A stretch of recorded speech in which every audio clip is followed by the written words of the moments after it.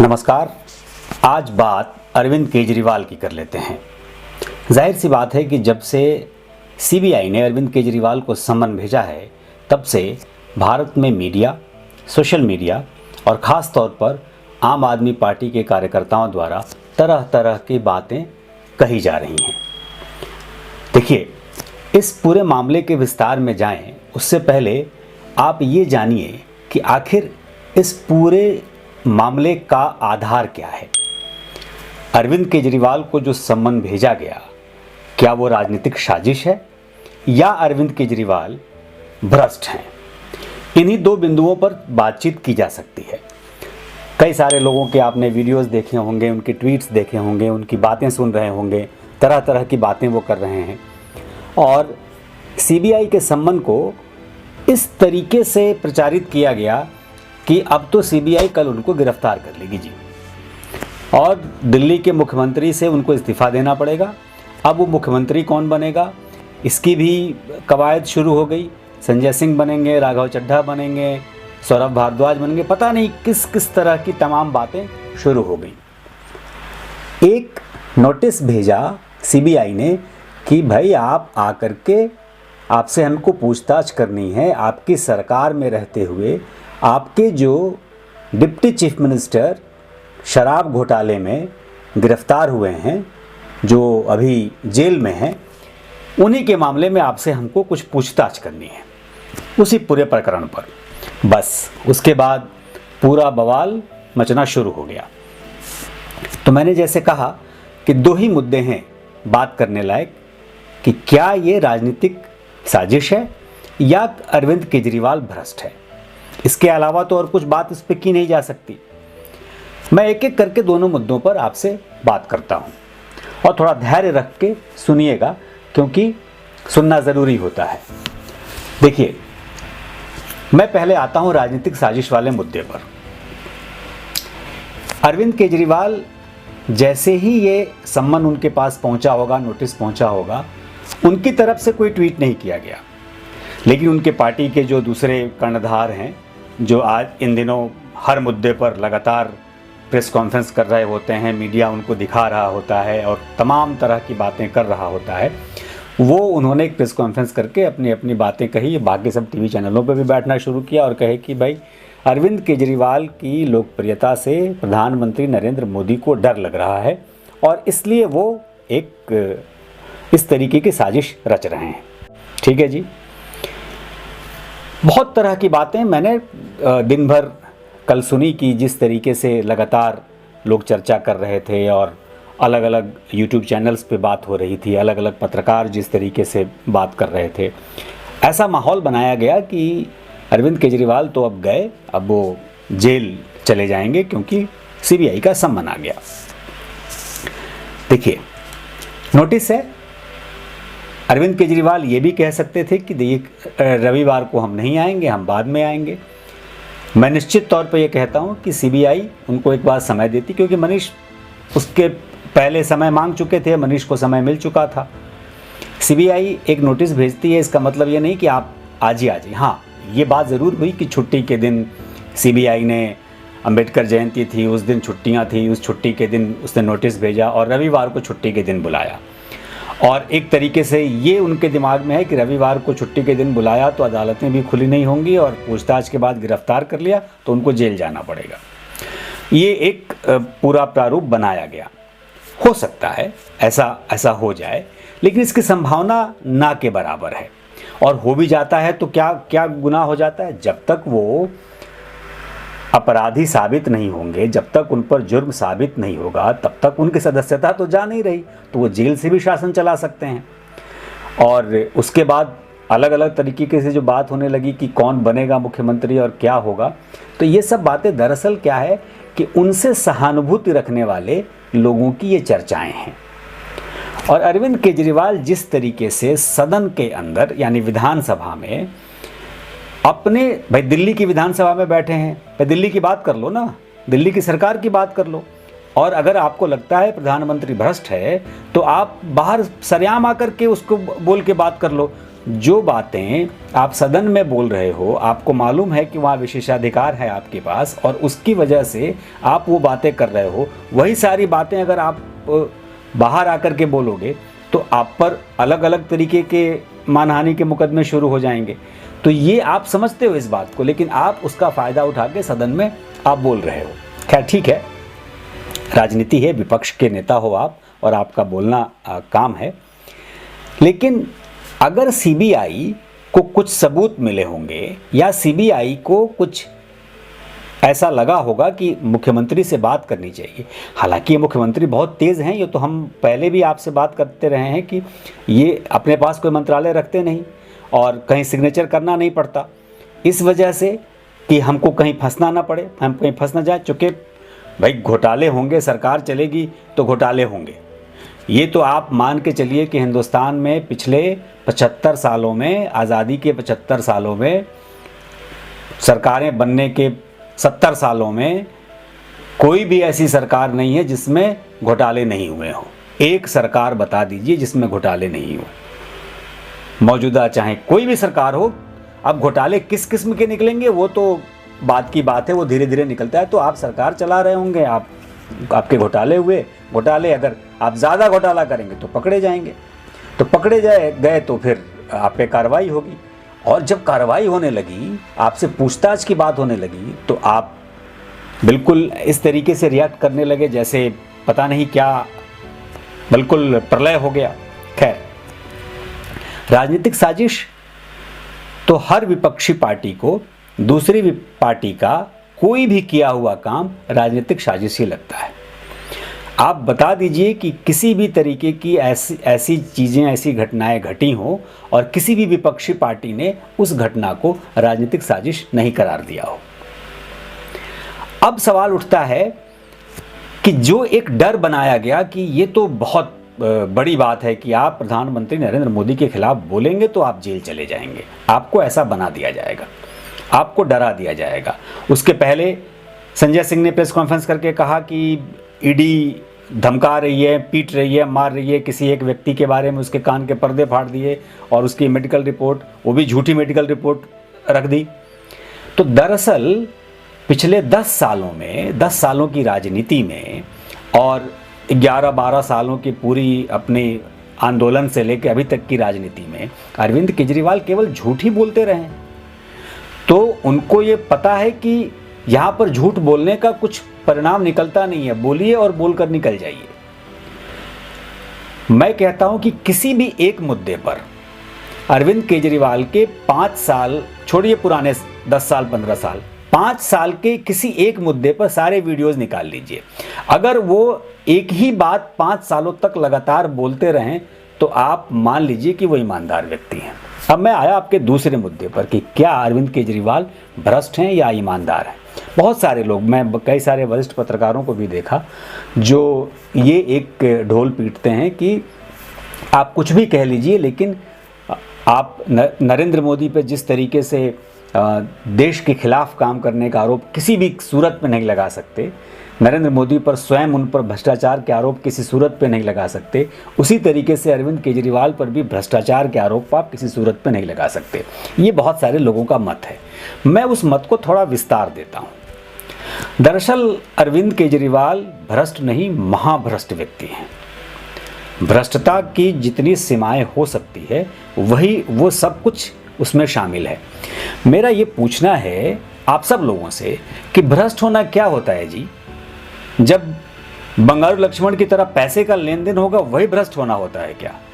नैतिकता भी कोई चीज़ होती है। राजनीति में कोई भी ऐसी बात की जाएगी, नैतिकता होगी।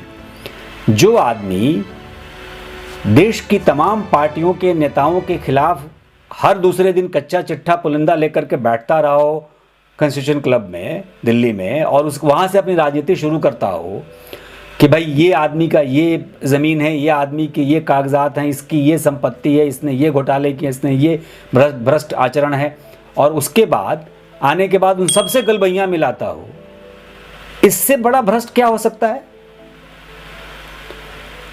लालू यादव के खिलाफ जो आदमी ढोल पीट पीट कर ये कहता रहा हो कि आपकी चारा घोटाले में उनको सज़ा होनी चाहिए, उनको जेल जाना चाहिए, अगर ये कानून होता तो ऐसा हो जाता, ये कानून होता तो ऐसा हो जाता।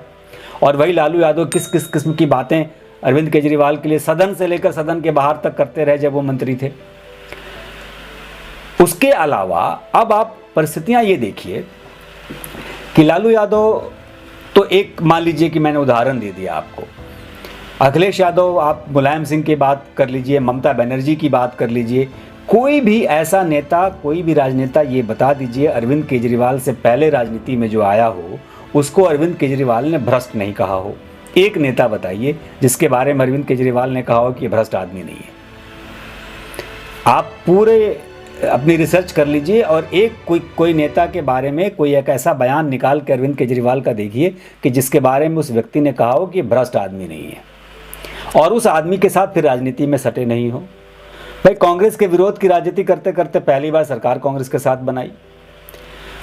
तो भ्रष्ट क्या होना होता है, नैतिकता क्या है, भ्रष्ट आचरण, इसका मतलब आप लोगों ने ये मान लिया कि भ्रष्ट आचरण का मतलब है सिर्फ पैसे का लेन देन। राजनीति में शुचिता नाम की कोई चीज बचेगी? और जब अपने पर आई तो आप लगे छटपटाने। भाई सीबीआई ने नोटिस तो दिया है, कौन सा ऐसा बहुत बड़ा आफत आ पड़ा भाई, नोटिस दिया, आप जाइए, आप अपनी बात रखिए, आप पे आरोप साबित नहीं होंगे, आप बाहर आ जाएंगे। लेकिन अगर आप इस तरीके से इस बात को प्रचारित करें कि नरेंद्र मोदी ने सिर्फ अपनी साजिश के तहत और आपकी राजनीति बढ़ती ताकत की वजह से डर के आपके खिलाफ इस तरीके के काम करने लगे, तो ये सिर्फ और सिर्फ झूठ है। जो आदमी नौकरी में रहते हुए लीव विदाउट पे की छुट्टी लेता हो, देश से बाहर जाता हो, जहां जाता हो उसकी पूरी जानकारी सरकार को नहीं देता हो, जो कि उसके सर्विस रूल बुक में होता है कि आप अगर नौकरी पे हैं और अगर आपने छुट्टियां ली हैं स्टडी लीव के नाम पर, और आप अगर देश से बाहर जा रहे हैं तो किससे मिल रहे हैं, कहाँ मिल रहे हैं, क्या बातें हो रही हैं, इसका एक सीमित ब्यौरा आपको देना होता है। आपने नहीं दिया, आने के बाद आपने इस्तीफ़ा दे दिया और उसके कुछ दिनों के बाद आपने इस्तीफ़ा दिया। जो बॉन्ड साइन करना होता है जब सरकारी नौकरी में आप जाते हैं तो कुछ नियम कायदे होते हैं, उसका उल्लंघन है, क्योंकि जब आप ऑलरेडी स्टडी लीव ले चुके हैं तो उसके बाद आकर के नौकरी ज्वाइन करके एक सीमित समय के बाद ही आप छोड़ सकते हैं। आपने छोड़ दिया, उसमें तय है कि आपको इतने पैसे लौटाने पड़ेंगे अगर आपने नौकरी छोड़ी है तो। वो पैसे कब लौटाए अरविंद केजरीवाल ने? वो पैसे मुख्यमंत्री बनने के बाद लौटाए। इसका मतलब क्या है? इसका मतलब ये है कि भ्रष्ट आचरण तो आप में समाया हुआ है। अन्ना का आंदोलन चल रहा है, 13 दिन का आप आंदोलन कर रहे हैं और उस 13 दिन के अंदर क्या क्या चीज़ें हुई हैं वो तो मैंने अपनी आंखों से देखा है। इस पर किसी दिन फिर से बात कर लूँगा आपसे, आप लोगों को बता दूंगा कुछ कहानियाँ वहाँ की। उसके बाद आप एक एक करके लोगों के खिलाफ साजिश रच रहे हैं। आप भाई जिसको आप भ्रष्ट कह रहे हैं, कल को उसके साथ आप गले मिल रहे हैं, तो साजिश आप ही तो रच रहे थे। भ्रष्टाचार के आरोप में यूपीए 2 की सरकार गई, और जिन भ्रष्टाचार के आरोप में यूपीए 2 की सरकार गई वो भ्रष्टाचार यूपीए 2 पर साबित नहीं हुए। जो मुख्य आरोप था 2G घोटाला, बाद में सुप्रीम अदालत ने कहा कि इस तरीके का कोई घोटाला हुआ ही नहीं, क्योंकि वो एजम्पशन था। उसके बाद छोटे मोटे घोटाले जो भी थे, हालांकि वो भी बहुत बड़े बड़े घोटाले थे, लेकिन जो सरकार के खिलाफ माहौल बना वो उसी घोटाले की वजह से, और आप उसका ढोल पीटते रहे। देश की सबसे भ्रष्ट सरकार आपने उसको साबित किया, और वो सरकार गई, नहीं आई, आप राजनीति में आए। चलिए, वो आपका अपना एजेंडा है, आपने झूठ बोला, आपके झूठ बोलने से लोगों को खुशी मिल रही है और लोग आपको वोट दे रहे हैं, तो वो उन लोगों की समस्या है, हमारी नहीं। लेकिन सवाल ये उठता है कि अगर सीबीआई को कहीं कुछ लग रहा है कि आपके खिलाफ कुछ जानकारियां हैं, तो आपको बुला रही है, आप जाकर के जवाब दीजिए। एक छोटे से समन पे एक ऐसा माहौल बनाया जाना कि अरे अब तो आप गिरफ्तार कर लिए जाएंगे, और ट्वीट कर रहे हैं संजय सिंह कि भाई अब तो गिरफ्तार कर लिए जाएंगे, हम तो डरेंगे नहीं, हम तो इसके खिलाफ बोलते रहेंगे। मैं आप लोगों को आज इस कार्यक्रम को, इस वीडियो को आप सुन रहे हैं, मैं बता रहा हूँ, कान खोलकर सुन लीजिए, ध्यान लगाकर। अगली बारी संजय सिंह की है, फाइल जरूर तैयार हो रही होगी, क्योंकि ये सिर्फ भ्रष्ट नहीं है, ये अपराधी व्यक्ति भी है। पुरानी फाइलें खुलेंगी तो ये भी साबित होगा कि किस किस्म के लोग इस राजनीति में आए हैं। और ऊपर से अब बैठ करके लोग ज्ञान देना शुरू करते हैं और लंबी लंबी बातें, और पूरा मीडिया अब इस तरीके से माहौल बनाता है कि अरे अब तो संजय सिंह हो सकता है मुख्यमंत्री बन जाएंगे। अरे दुर्भाग्य होगा दिल्ली का, पहले ही कम दुर्भाग्य नहीं है, और दुर्भाग्य होगा बन जाएंगे। कोई भी इस किस्म की राजनीति जो कर रहा है, आप समझिए कि आखिर वो कहना क्या चाहता है, वो करना क्या चाहता है। देखिए, 20 फरवरी को मनीष सिसोदिया को नोटिस जारी हुआ, 26 फरवरी को गिरफ्तार हुए। 20 फरवरी को नोटिस जारी हुआ, 26 फरवरी को वो गए, उन्होंने 1 हफ्ते का टाइम लिया था और उसके बाद उनकी गिरफ्तारी हुई। इनको 14 अप्रैल को नोटिस जारी हुआ है, ये 16 अप्रैल को ये पेश होंगे। 2 महीने से कम के समय में उप मुख्यमंत्री से मुख्यमंत्री तक जांच की आंच पहुंच चुकी है। और जिस किस्म से गिरफ्तारियां हुई हैं, अगर पिछले जब से ये पूरा लिकर गेट का मामला उठा है, भाई अगर आपको लगता है कि आपने घोटाले नहीं किए, आपकी सरकार ने बहुत अच्छा काम किया, तो आपने जो पॉलिसी बनाई थी उसको वापस क्यों ले लिया? इसका मतलब है कि आपको उसमें फॉल्ट लगा होगा ना। और आपके खिलाफ, यानी कि आपकी सरकार के खिलाफ बातें करके तो दिख रहा है ना कि किस किस्म से लोगों ने आपकी सरकार के खिलाफ बातें कही हैं और वो सब गिरफ्तार हुए हैं। 27 सितंबर को विजय नायर गिरफ्तार हुए, जो आपके सबसे ख़ास लोगों में से थे इस पूरे मामले में। 10 अक्टूबर को अभिषेक बोयिनपल्ली गिरफ्तार हो रहे हैं। 30 नवंबर को अमित अरोड़ा गिरफ्तार हो रहे हैं। ये सब लोग अभी जेल में हैं इस मामले में। फिर फरवरी में मनीष सिसोदिया चले गए, सब शराब के मामले में है। अब सूत्रों से जो खबर निकली है वो ये है कि सीबीआई के पास कुछ ईमेल्स के ट्रेल्स मिले हैं। कुछ भी सूचना ऐसी नहीं है जो इनकी जानकारी में नहीं है। और अगर आपको लगता है कि भ्रष्टाचार हो रहा है, या आपको भी नहीं लगा कि भ्रष्टाचार हो रहा है, दोनों बातें चिंताजनक है। जब एक भ्रष्ट आचरण हो रहा है, करप्शन हो रहा है और उसके आरोप में लोग जेल जा रहे हैं, पूरी सब बातें सामने आ रही हैं और वो सारी सूचना अगर आपको ईमेल के जरिए मिल रही है, तो इसका मतलब ये है कि आप भी उस भ्रष्ट आचरण में शामिल हैं। क्योंकि आप दिल्ली के मुख्यमंत्री हैं, आप कोई आम आदमी थोड़ी हैं। आप अरविंद केजरीवाल हैं, आप सुनीता केजरीवाल नहीं हैं। उनको ये छूट मिल सकती है क्योंकि वो सत्ता में नहीं है, वो आपके परिवार का हिस्सा है, किसी को छूट मिल सकती है, आपको नहीं मिल सकती भाई, क्योंकि आप दिल्ली के मुख्यमंत्री हैं और आपके नाक के नीचे ये घटना घट रही है। तो जो भी व्यक्ति, जो भी कुंठित बुद्धिजीवी अगर ये कह रहा है कि अरविंद केजरीवाल भ्रष्ट व्यक्ति नहीं है, तो उसको मेरा जवाब है कि भारतीय राजनीति का महाभ्रष्ट, सबसे बड़ा भ्रष्ट व्यक्ति है। अगर आप लोग और जानकारी चाहते हैं इस मामले पर तो आप हमें ज़रूर लिखिए, आप हमें कमेंट करके बताइए, इस वीडियो को शेयर करिए, लोगों तक पहुंचाइए, हम आपको और भी जानकारी देते रहेंगे। हमने किताब लिखी 2017 में हिंदी में, रामलीला मैदान। अंग्रेज़ी वर्जन उसका 2 साल पहले छपा, a series of false gods के नाम से। आप उसको पढ़िए, आप लोगों के बहुत सारे भ्रम दूर होंगे। हो सकता है कि राजनीति के तहत केंद्र में बैठी सरकार अरविंद केजरीवाल की सरकार के खिलाफ कुछ साजिश रच रही हो, इससे इनकार नहीं किया जा सकता, लेकिन ये व्यक्ति ईमानदार है, इस भ्रम को आप लोग दूर करिए। जिस तरीके से मनीष सिसोदिया के कुछ किस्से आप लोगों ने सुने और हमने सुनाए, अगर आप लोग चाहते हैं कि अरविंद केजरीवाल के भी किस्से सुनना, आप हमें ज़रूर बताइए, हम उन किस्सों के साथ भी हाजिर होंगे। फिर मिलेंगे, तब तक के लिए नमस्कार।